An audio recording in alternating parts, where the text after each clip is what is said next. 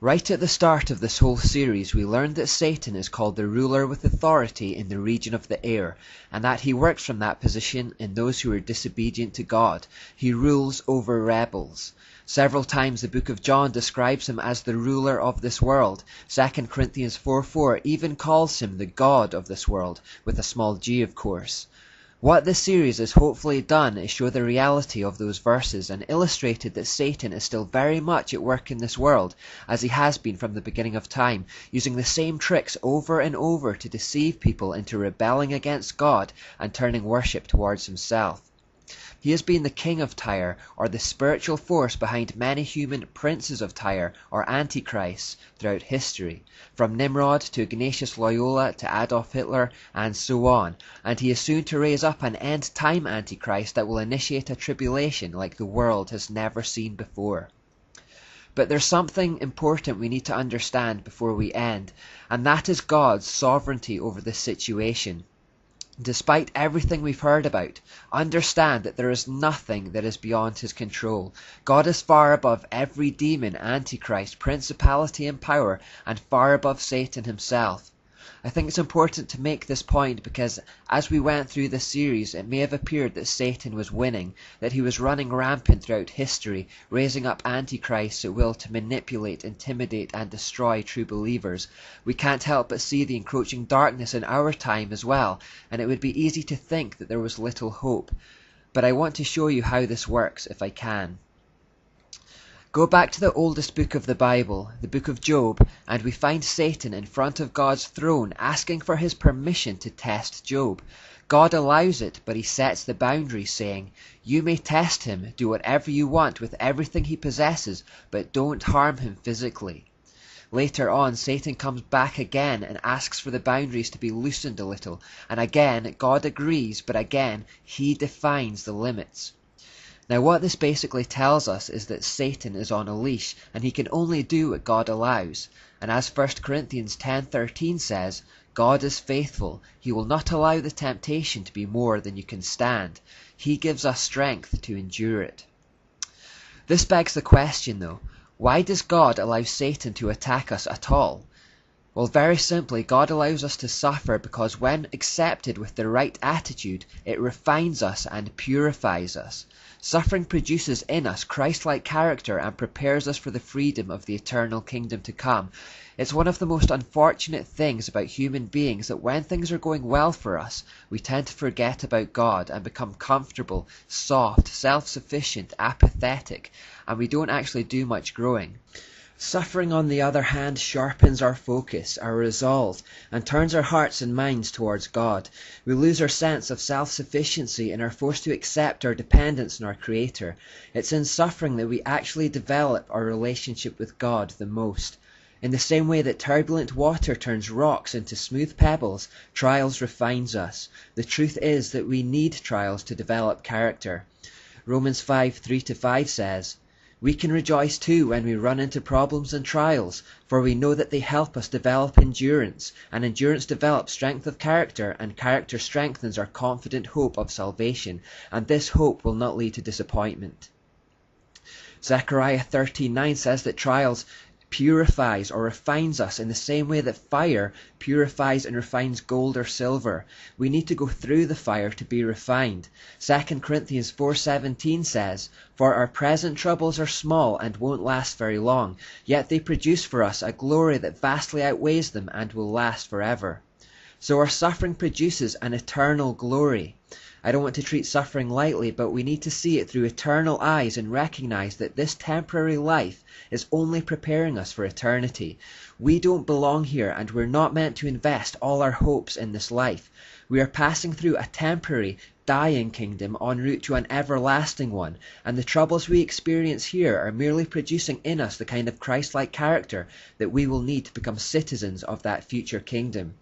Acts 14:22 says, "We must go through many hardships to enter the kingdom of God." We are effectively in the wilderness on the way to the promised land right now. In the light of eternity, all present suffering in this wilderness will seem fleeting, like the blink of an eye, and it will have achieved a glorious end. Think of the greatest characters in the Bible and you'll notice this recurring theme.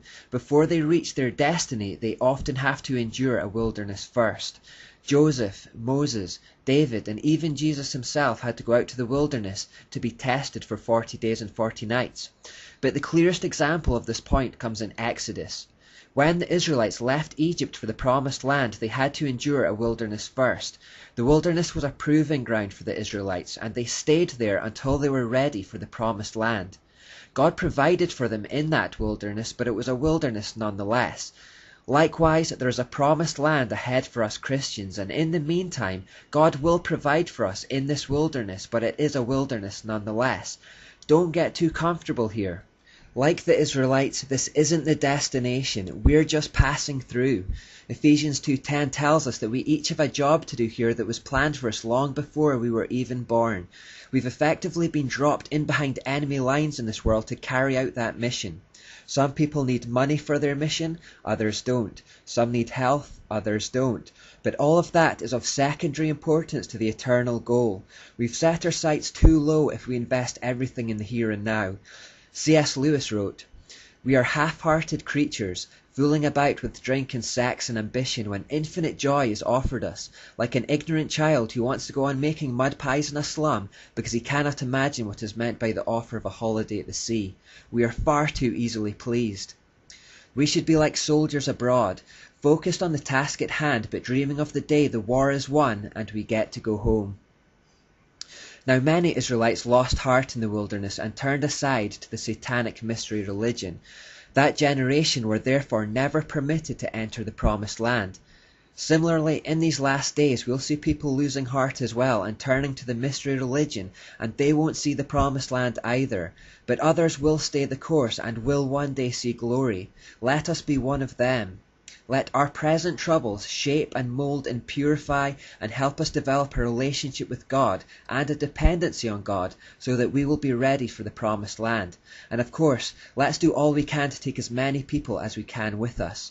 Our focus here can be summed up in the phrase, to know God and make Him known. Finally, as we see things getting darker all around us, we shouldn't be worried or afraid of the days to come. Instead, we should be incredibly excited that everything is happening exactly as God said it would, and that He is completely sovereign over the events that are about to take place. Jesus told us ahead of time in Matthew 24:25 what was going to happen so we wouldn't be caught off guard, and in Luke 21:28 He said that when we begin to see everything that was prophesied beginning to take place, that we should take heart, stand up and look up, for our salvation is near. Indeed, just as things seem darkest, we are actually closest to the dawn. Nothing illustrates this better than Jesus' own death and resurrection. While God in human flesh was being mocked, tortured, and nailed to a cross of wood, taking the punishment that we deserved upon Himself to give us life, outwardly it seemed that Satan was winning in that moment, that darkness would triumph. The disciples were scattering, lost, confused and afraid. It was the darkest hour. But actually this greatest evil in world history, the death of Christ, was just a precursor to the greatest good. Jesus' death bought freedom and everlasting life for anyone who would repent of their sin and trust in Him for salvation. He provided a way to God where there had been no way, and He orchestrated it all Himself. Judas Iscariot acted under the inspiration of Satan to betray Jesus, but Jesus Himself initiated the process, telling Judas to go ahead and do what he had planned to do. When the officers came to take Jesus away, He said, "I was with you day after day in the temple. You did not lay hands on me, but this is your hour and the power of darkness." In other words, this hour has been given to you. You are taking me no sooner and no later than what my Father planned. In John 10:18, Jesus makes it clear that Satan isn't taking His life, saying, "No one can take my life from me. I sacrifice it voluntarily, for I have the authority to lay it down when I want to and also to take it up again, for this is what my Father has commanded." In other words, God remains sovereign even in what appeared to be Satan's crowning moment, and He's sovereign in our dark times too. In Daniel 2:21 we read that God controls the course of world events. He removes kings and sets up other kings. Daniel 4:17 says, "The Most High rules over the kingdoms of the world. He gives them to anyone He chooses." So in other words, all rulers, even evil ones, are allowed to rule only because God allows it for his own purposes. God sets the boundaries, and they are all completely at God's mercy. So let everyone who has watched this series know one thing about the days to come.